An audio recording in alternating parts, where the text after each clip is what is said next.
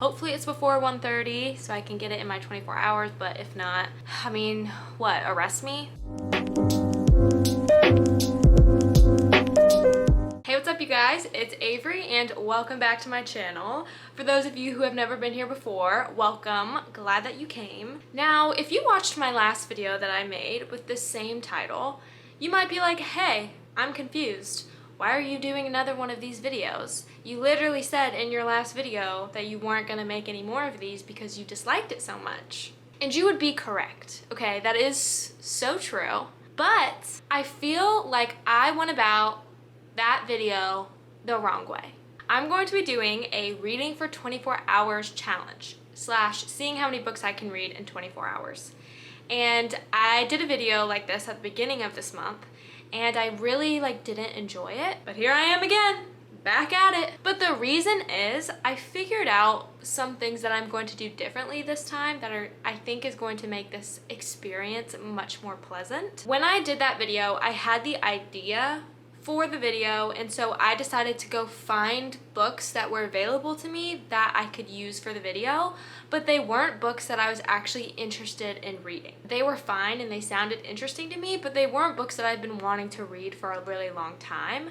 And so I just wasn't excited to start a new book because I was just like, all right, whatever, it's just a book. So I think that was a big factor into why the experience wasn't incredibly exciting for me. So I've decided to change that with this video. That is because in this video, all of the books that I have to read are ones that I'm actually very, very excited for. They're books that I've been wanting to read for a long time and just haven't yet. And so I think that that is going to make all the difference, as Robert Frost says. So in my last video that I did, I read 3 books in 24 hours, and so I'm going to try to one-up myself by reading 4. Most of them are right at or under 200 pages, so talk about short, which I love. And then the second thing that I think I did last time was I started my 24-hour reading challenge in the morning. So I felt like I pretty much had to get all of the reading done in one day because when I went to sleep and woke up, I knew I wasn't going to really be able to wake up and read another book. So I felt like I had to get it all done within the day. So today I'm going to start mine in the afternoon. And so I'm going to start mine around 1. That way I'll try and read a few books today before I go to bed, and then I can wake up in the morning and then read a few before the afternoon tomorrow.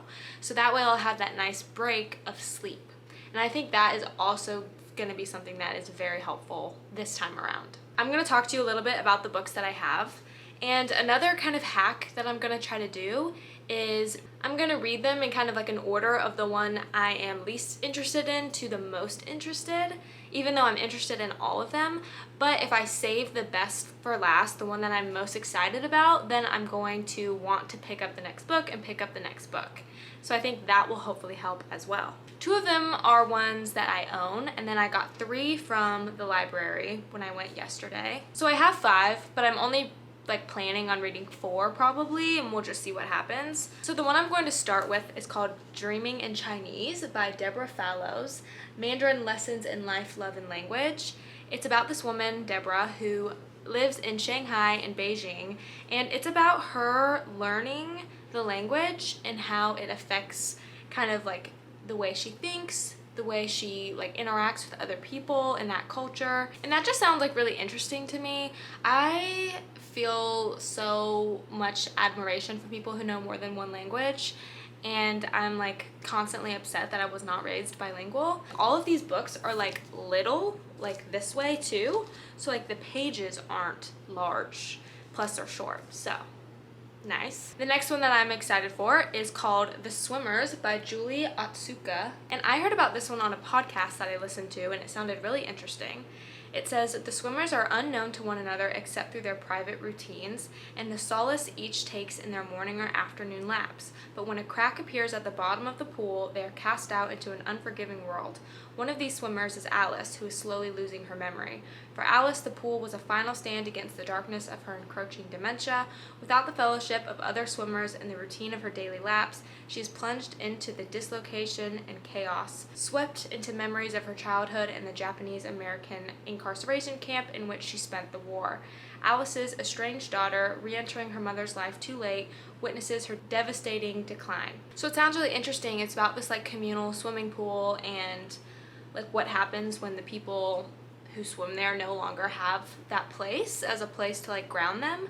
So that one sounds really interesting. That'll probably be the second one that I read. And then the third one I'm also so excited for, which I've been waiting to read for a while, is Convenience Store Woman by Sayaka Murata. I've heard so much about this book, like so much. You probably have too. So it's basically about a woman who I think has some social anxieties and feel like she doesn't really know how to interact with other people well. And she works in a convenience store and she's just living her best life working in this convenience store, but everyone in her life is like, you need to do more, you need to do more. She's like, I just want to work here, like I'm good. And I think something crazy happens, prompting her to take desperate action. So I don't know what exactly she does, but I'm excited to read that one also. And the last one is also kind of two books, but I wasn't expecting to pick up the second one. But the first one is Before the Coffee Gets Cold by Toshikazu Kawaguchi. And I've been wanting to read this one for so long. I finally went to Barnes & Noble and bought it the other day so that I would force myself to read it. I've just heard great things about it, so I decided to pick it up. And it's also a really short book. It's the longest out of all of the ones that I've picked up, but I started reading a few pages of it in the Barnes & Noble and I was already like, oh, this is so good. I can just tell. So it's basically about this cafe in Tokyo where people can go back in time. So they can choose a moment in their life to go back in time to, but they can only stay in that moment for as long as it takes before their coffee gets cold. So first of all, like, who came up with this? Well, obviously Kawaguchi, but that's like such a good idea. The fact that some people just come up with like ideas like that kind of blows my mind. So that sounds amazing, and I'm just so excited to read all these stories of people and like what moments they would choose to go back in their life and change. And it also kind of makes you wonder, like, what would you choose to go change? I don't know. So those are the 4 that I want to read in this 24-hour period. But while I was at the library, I also saw Tales from the Cafe, which is the second book. If for some reason I'm able to get through all of them, I'll want to have the second one. But even if I don't read the second one in the 24-hour period, I'm glad to have it so that I can just read it on my own time. We are going to start with Dreaming in Chinese. This one's also cool because it's like a memoir / nonfiction book, which I haven't read a nonfiction book in a few weeks, so this might be kind of something fun for my brain. Woo! I can do this, okay? I feel much more excited and I feel like this is going to turn out a lot better than the last video. Even though the last video was fine, I read 3 books. I kind of hated the process, but I'm hoping that this is going to be a much more fun process this time. I'm officially going to commence this 24-hour readathon at 1:30 p.m. It is 1:26 right now, and then I'm going to start. Pow, pow, pow. Update, I'm on like page 77 of Dreaming in Chinese, and this book is really interesting. It's just like so interesting reading about this woman's experience moving to China, learning Mandarin, and just learning so much about the Chinese culture via the language. And there's just a lot of like funny stories and anecdotes that she tells. I'm just really enjoying it. It doesn't like seem like it might be something that interesting because she'll like go into talking about like a specific part of like the Chinese language, but it is like just very interesting and she explains everything really well so that it's not confusing at all. It's interesting to see like an insight into a different culture and like why they think a certain way based on the way that they talk. I'm like a little under half of the way through it. I'm just gonna keep going because I'm enjoying it. Okay, I just finished Dreaming in Chinese and I really, really enjoyed this book, you guys. I just really enjoyed hearing about her experience in a whole new country, learning this language and trying hard to understand the culture and the people. And it was just really good, like very good. All of the chapters kind of covered a different topic and something new that she learned. And each kind of thing that she had to say about the language also corresponded with something about the lifestyle and culture of the Chinese people. Very easy read and just really like makes you want to learn a second language if you don't know one, and to immerse yourself in a culture somewhere so that you can like really understand and learn the language better that way. It makes me want to not let my 3 semesters of French slip away from me, because I know that it will. It makes me want to do what I can to keep up with it, and yeah, just try not to let it slip away. I think knowing more than one language is like one of the most impressive things about somebody. Like if you meet somebody who can make their way through a second language, even with a crazy accent, or you know, they make grammatical errors, like they're still a million steps ahead of so many people who can only speak one language. So I just thought it was really good, and I would definitely recommend it. It also had like just some really interesting descriptions of different places in China. She lived in Shanghai and Beijing, but also in some rural areas that she'd been to. I was excited about that one. I'm feeling good. I'll probably take a little break, might make myself something to eat, and then I'm gonna get started with The Swimmers, which is sitting over there on my stack. First book down, feeling energized. Yeah.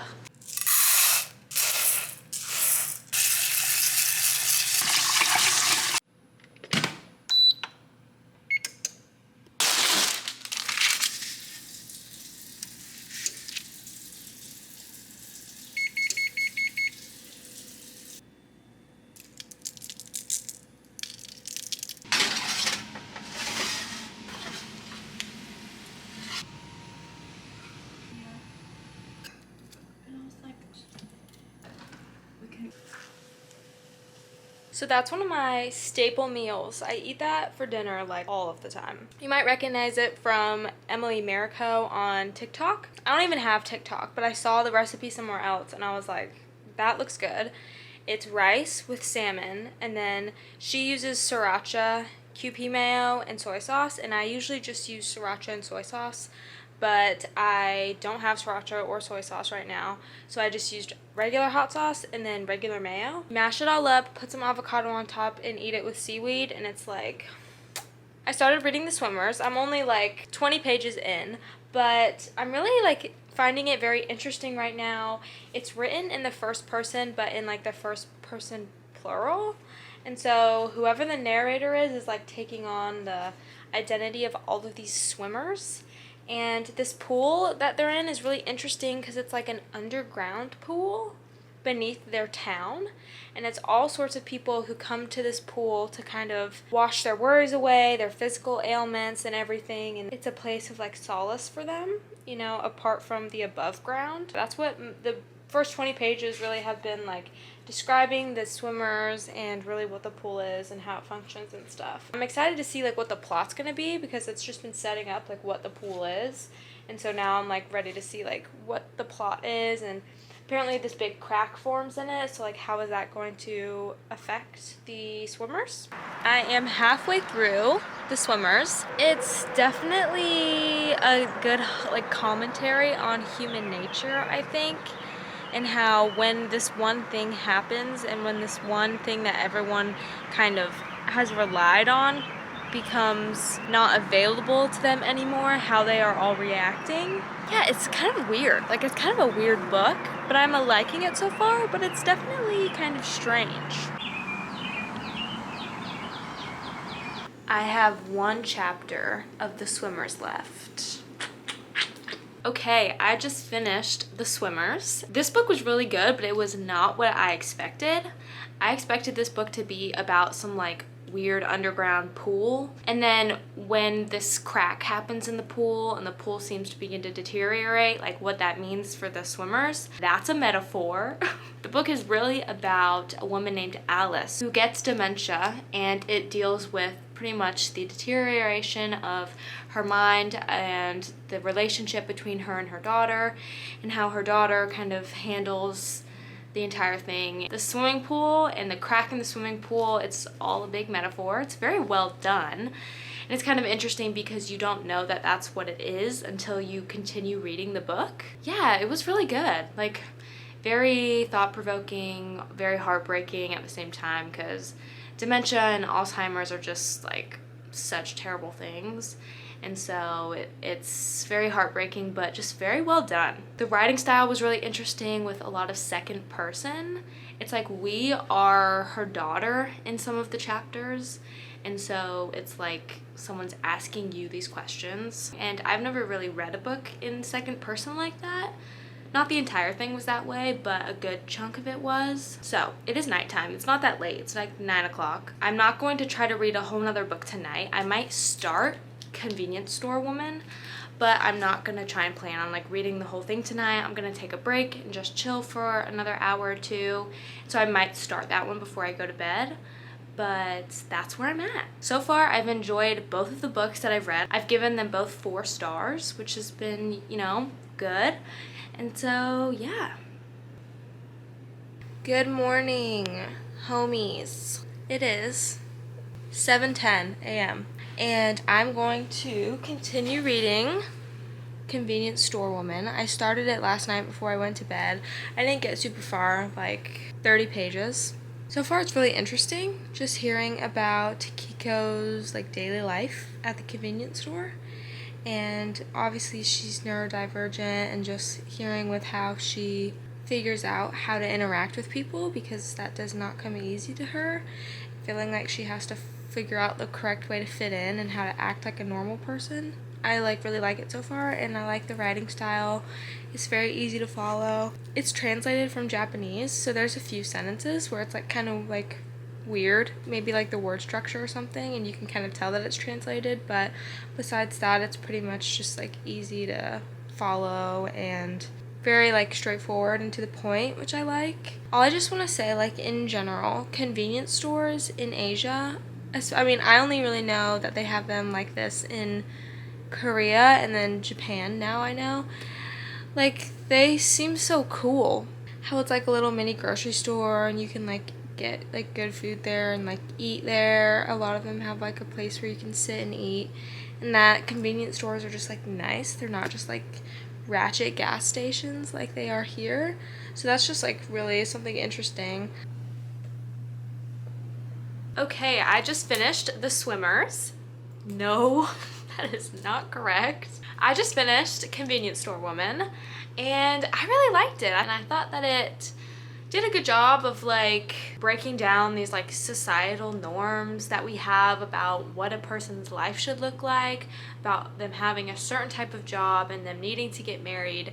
And I just really liked that Kiko was just true to herself, and she knew what she wanted, and she knew like what was going to keep her happy. And we just got to see her kind of struggle with trying to be like other people, but also trying to balance being herself and doing what would make her the most happy. And so, yeah, it was really good with like a very satisfying ending. And I just thought it was like a really nice commentary on like the expectations we have for people, especially when we expect things of people and we don't really know anything about their lives and why they may be doing something they may be doing. Plus, it also just gives you a lot of respect and like gratitude for people who work all types of jobs, because it's what makes the world go round. I've pretty much been having a good time with all the books so far. I will say so far, I think the Dreaming in Chinese has been my favorite, the one that has really interested in me the most, but the other two have also been really good. So it is 9:45. And the last book that I have is Before the Coffee Gets Cold, and I'm so excited to read this one. I think it's the one I am the most excited for. I'm going to try to read it by 1:30. It's longer than all the rest of them, but I feel like it's also going to kind of suck me in. So hopefully I'll finish it before 1:30, but I'm also not going to like pressure myself to finish it before 1:30, because I really want to just enjoy it. And so if I start to feel like I'm just being pressured to finish it before 1:30, I think that'll take away from the reading experience. And so I'm just gonna finish it whenever I finish it, and hopefully it's before 1:30 so I can get it in my 24 hours. But if not, what, arrest me? Like, what's gonna happen exactly? I also think I'm gonna maybe go find a park to read this in, just because it's a nice day outside and I've been inside a lot the past 24 hours, so I want to kind of get outside and yeah, try and find someplace I can go to read. Let's go. I'm at a park. It rained, I guess, last night, so everything's a little wet, but I found a bench and that wasn't too bad, and I dried it off a little. And now I'm sitting, about to start reading. next to a nice little lake.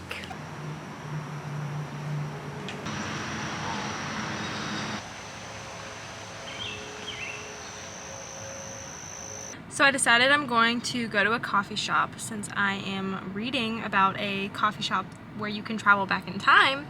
Seems like that would be a fitting place to keep reading and get a little something to snack on.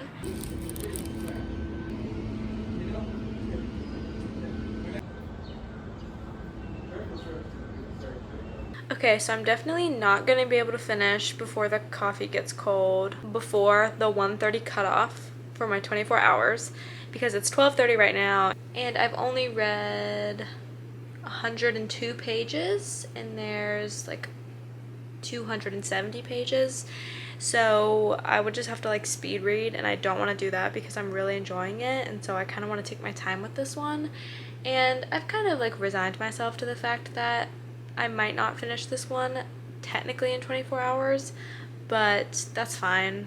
Like, literally, what? So I've decided I'm going to finish the vlog right here. I read about 3.5 books during this 24-hour period. I really was hoping I would get to the 4th one, but it just didn't happen for me, okay? And that's fine. I really didn't want to push myself like I did in my last video where it ended up being not fun, especially because, like I mentioned, I'm really enjoying Before the Coffee Gets Cold, and so I just don't want to push myself to read it. So I'll do a final little wrap up of everything I read. I mean, I pretty much talked about everything, but Dreaming in Chinese, really enjoyed this. Really admirable, living in another country, learning another language, and there's lots you can learn from different people. The Swimmers, it's not what I was expecting at all, and a really interesting kind of metaphor for dementia and Alzheimer's, and it's pretty much just about how that sucks and about how it kind of affects the people and the family members of the people who suffer from it. But also really well done, kind of an interesting allegory. Convenience Store Woman also, I think, had really important themes about life and just letting people be what they want to be and not trying to force these ideas of what someone should be or what their life should look like onto them, because as long as they're happy and content, that's what matters. Before the Coffee Gets Cold, I read the first story in it called The Lovers, and I'm probably halfway through the second story called Husband and Wife. I really like the relationships in this book, and that's definitely like the driving core factor of the book is the relationships. And yeah, I'm excited to see how this ends. I'll probably talk about my final thoughts in another video that I make. This was a much more enjoyable 24-hour reading challenge. I think it's just because I was more interested in the books that I was reading. Thank you for watching this video. I hope that you enjoyed. If you did, make sure to give it a thumbs up and subscribe if you want to see more videos from me in the future. Leave a comment down below about which of these books sounds the most interesting to you and which one you would want to read. Thank you for watching, and I will see you in my next video.